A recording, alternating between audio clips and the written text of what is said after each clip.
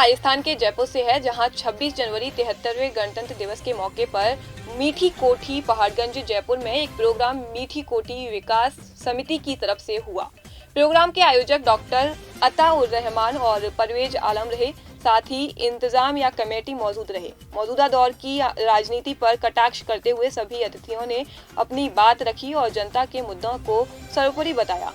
मेहमान खुसूसी में तंजीब मिल्लत के हाफिज मंजूर अली जामिया, तुल आलिया के सैयद अनवर शाह, तस्नीम टीवी के एडिटर इन चीफ सैयद साहेब आलम, शराबबंदी आंदोलन की अध्यक्षता पूजा छाबड़ा, वार्ड के पार्षद पारस जैन, सावित्री देवी सहित जयपुर हेरिटेज के डिप्टी मेयर असलम फारूकी शरीक हुए। सभी मेहमानों को मोमेंटो देकर, साफा पहनाकर व माला पहनाकर सम्मानित किया गया। इस अवसर पर सभी मेहमानों ने अपनी बात जनता के सामने रखी और हर संभव मदद करने का वादा किया। साथ ही शराब और दूसरे नशों से दूर रहने के लिए संकल्प दिलाया। इसी के साथ साथ वार्ड और क्षेत्र की समस्याओं के लिए एक सामूहिक फाउंडेशन का गठन कर सरकार तक बात को पहुंचाने के लिए आगामी रणनीति बनाई, जिसे सबने सराहा। अस्सलाम वालेकुम वरहमतुल्लाहि वबरकातुहू। ख्वातीन और हज़रात, सबसे पहले तो आज यौम जमहूरियत पे आप लोगों को दिल से मुबारकबाद। और इस स्टेज पे जो इतने भी हमारे मेहमान खुसूसी तख्त नशी हैं, तमाम मेहमानों का और डॉक्टर अता उर रहमान साहब और परवेज दयावी साहब का दिल से खैर मक़दम और शुक्रिया कि आपने इतना अच्छा और बेहतरीन प्रोग्राम आज मुनक्किद किया। जोरदार तालियां हमारी पूरी टीम के लिए और इंतजामिया कमेटी के लिए।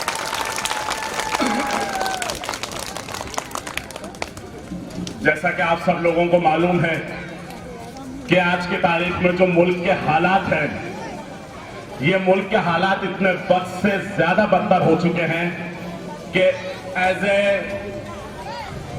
जर्नलिज्म अगर हम लोग देखें, राजस्थान के अंदर पहला उर्दू टीवी हम लोगों ने शुरू किया है, जिसमें हम माइनॉरिटीज को लेकर के प्रमुखता से मुद्दे उठाते हैं और खबरें उठाते हैं और उन हाशिए पे गए हुए उस तबके के मुसलमान जो आज हम देखते हैं कि किस तरह से मुल्क के हालात के अंदर उनको निशाना बनाया जा रहा है, उन बातों को नोटिस करते हुए, उन बातों को देखते हुए उनकी आवाज को बुलंद करने के लिए ही हमने ये पहल की है। और मीठी कोठी विकास समिति का मैं दिल से शुक्रिया अदा करता हूं कि एक अहम मुद्दे के ऊपर आप लोग जागरूक हो रहे हैं।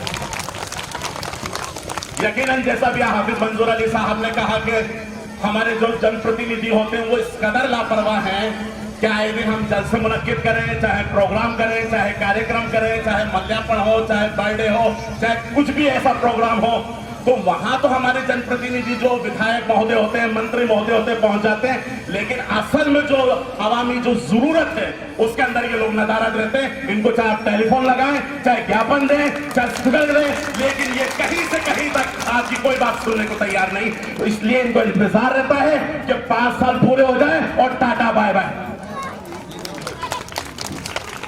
मेरे और भी पॉलिटिशियन मित्र यहां पर हैं, लेकिन पॉलिटिशियंस को और इस तरह के जो काम गैर जिम्मेदारी से करते हैं उनको क्रिटिसाइज करना भी हमारा कर्तव्य है। Please if you don't mind sir, मैं एक ही बात कहना चाहूंगा, तमाम विधायक, तमाम एमएलए, तमाम मंत्री, तमाम हुकूमतें, कि तू इधर उधर की ना बात कर, ये बता कि काफिला क्यों लुटा। मुझे रहबरी से जरा नहीं, तेरी रहबरी का सवाल है। आप देखिए, फला मुद्दा, ये मुद्दा, वो मुद्दा, मुसलमान, दाढ़ी, लिंचिंग, गाय, गौहत्या, अखलाक, जुनैद, फलाना, ढिबाका, लेकिन महंगाई पे कोई बात नहीं, पेट्रोल पे कोई बात नहीं, सुरक्षा, सड़क, बिजली, विकास, महिला सुरक्षा पे कोई बात नहीं, तालीम पे कोई बात नहीं, स्कूल पे कोई बात नहीं, मदरसों पे कोई बात नहीं। हत्ता के हालात तो ये हो चुके हैं कि अब तो मुसलमान के लिए ये कहा जाता है कि ये देश सबका है सिवाय मुस्लिमों के। ऐसे लीडर आते हैं बयान देने के लिए कि ये देश सबका है। अरे तो ये देश सबका है तो क्या ये देश मुसलमानों का, जैनियों का, पारसियों का, बौद्धिस्टों का, सिखों का, ईसाइयों का नहीं है? ये देश सबका है। बात करते हैं यौम आजादी की, बात करते हैं जमहूरियत की, लेकिन इसी जमहूरियत, इसी यौम आजादी के ऊपर एक चीज है, वो है इस मुल्क का दस्तूर, इस मुल्क का आइन, इस मुल्क का संविधान, जिसने हमें और आपको ये राइट्स दिया है कि जितना ये मुल्क उन लोगों का है उससे कहीं ज्यादा हम सबका ये मुल्क है। क्योंकि इस मुल्क के लिए इस मुल्क की आबादी के लिए हमारे और आपके अफसाद ने कुर्बानियां दी हैं। हमने और आपने सबसे बढ़कर के उन जंगों के अंदर हिस्सा लिया है। हम जानते हैं कि इस मुल्क की अज़मत और ग़ैरत क्या है, लेकिन कुछ फासिस्ट ताकतें, कुछ फासिस्ट हुकूमतें मुल्क के अमन और सौहार्द में आग लगा देना चाहती हैं। लेकिन हम फिर भी के यकीन बानी हम भी कहते हैं कि ये मुल्क गंगा जमनी तहजीब का मुल्क है। या हमारे हिंदू भाई भी होंगे, मुस्लिम भी होंगे, सिख भी होंगे, ईसाई भी होंगे, हर वो कौम इसके अंदर होगी उस बैनर, उस झंडे के तले जो इस मुल्क के संविधान और इसके आईन और दस्तूर पे यकीन करती होगी। ज्यादा फर्क नहीं है। मैं तवज्जो दिलाना चाहूंगा, उर्दू के अंदर मख्ता है जीम, जैसा अलीफ बा होता है ऐसे होता है जीम। जीम से होती है जनता और जीम से होता है जनप्रतिनिधि। अगर वही जनता जनप्रतिनिधि को चुनती है और अगर जनप्रतिनिधि अच्छा हो तो जीम से जन्नत हो जाता है, वरना जीम से जहन्नुम कर देता है वो। और आज का 5वां जीम है यौम जमहूरियत, जिसका मक्ता है जीम।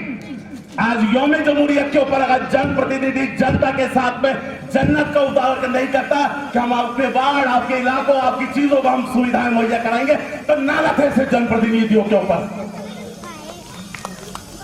जनता जनार्दन होती है, वो अपना फैसला अपना मालिक चुनना जानती है।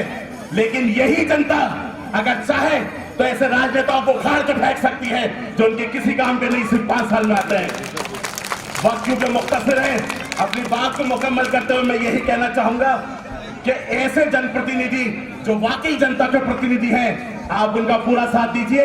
और जो सिर्फ वादे और दावे और हवाई बातें करते हैं, 5 साल पूरे होने जा रहे हैं, ऐसे लोगों का आप कतई साथ न दीजिए। आप इस मीठी कोठी विकास समिति का जो फाउंडेशन आप लोगों ने किया है, इसकी ताकत को आप लोग इतना बढ़ा दीजिए कि ऐसे जो जनप्रतिनिधि बैठे हैं, हम उनके हलक से अपने हकों को छीन करके ले आए। तमाम मेहमान खुसूसियां बैठे हैं, इनकी तारीफ के लिए मैं क्या कहूं, लेकिन ये सब वो लोग हैं शहर के जो आपकी आवाज को उठाते हैं।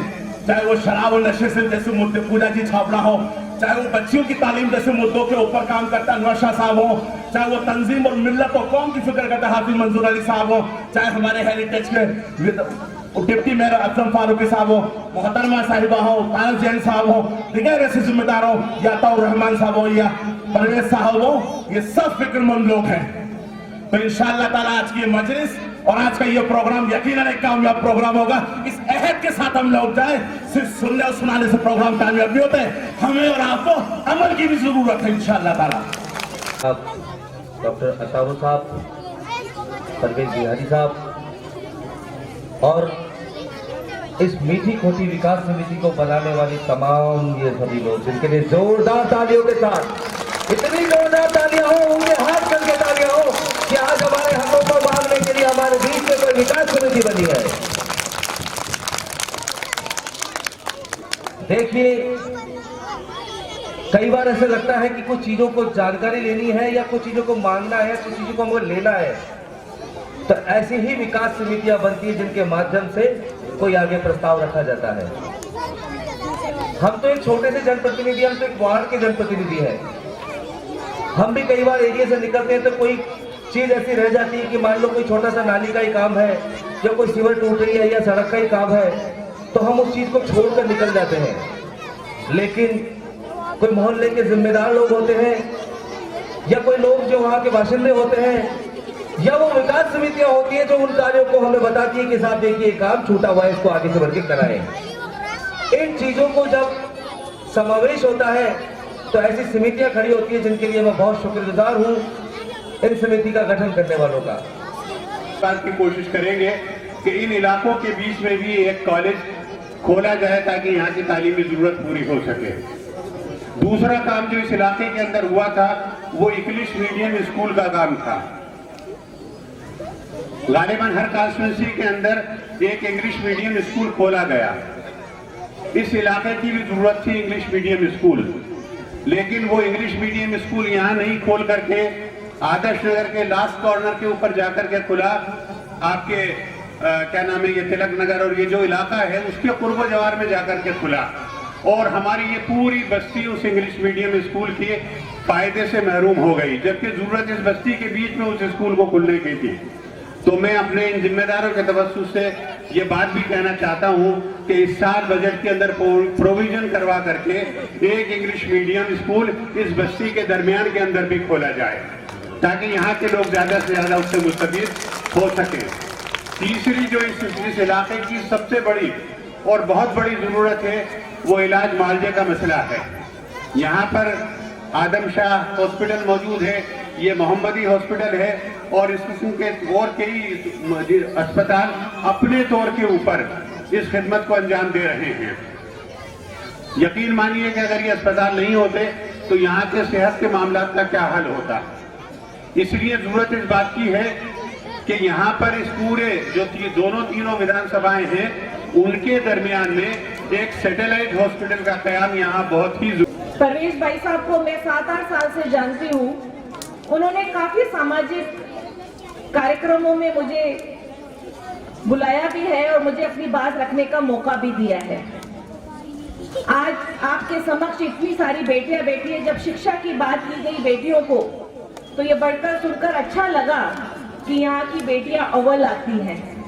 इसलिए आप सबको भी बहुत सारी बधाई देती हूँ और शुभकामनाएं देती हूँ कि बेटियों को पढ़ाए और आगे बढ़ाए। और उन्हीं बेटियों के लिए बोलना चाहूंगी कि आन बान शान होती हैं बेटियां, गीता और कुरान होती हैं बेटियां। बेटियों को कम मत समझना, ईश्वर के द्वारा दिया हुआ वरदान होती है बेटियां।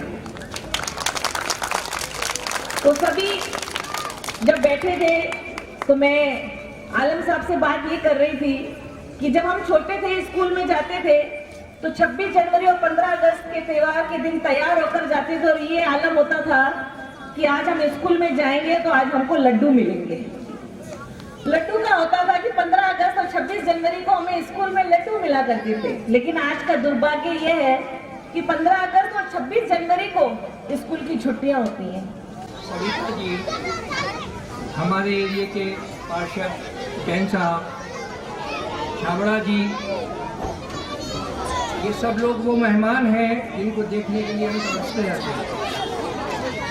लेकिन आज इस अच्छे मौके पर बड़े व्यवस्थित रूप से हमने इनको आमंत्रित किया है और हमारे बीच में मौजूद हैं। मैं तहे दिल से अपनी जानिब से, मोहल्ले के नौजवानों की जानिब से, मोहल्लों के बुजुर्गों की जानिब से इन सब लोगों का इस्तकबाल करता हूँ और ये उम्मीद करता हूँ कि ये लोग भी हमारे इस इलाके को, इस विकास समिति को पूरा समर्थन और प्रोत्साहन देंगे। हमें इनसे बड़ी आशाएं हैं। मैं इस इलाके में 55 साल से रह रहा हूँ, मेरी सारी उम्र यहीं गुजरी है। मैंने इस मोहल्ले को बहुत तरक्की होते हुए देखा है, लेकिन उस तरक्की में जो सड़कें थी वो पतली हो गई हैं, नालियाँ चौड़ी हो गई हैं, मकानात बड़े हो गए हैं और हमने अपनी इंडिविजुअल तरक्की की है, लेकिन सामूहिक तरक्की के काम नहीं किए। सामूहिक तरक्की में होती है कि इलाके का हर शख्स खुशहाल हो, हमारी नज़र सब पर जाए, सबको एजुकेशन मिले, सबको मेडिकल हेल्थ मिले। इसके लिए हमने थोड़ी थोड़ी कोशिशें अपने लेवल पर की हैं, लेकिन वो नाकाफ़ी है। जब तक सरकार की ओर से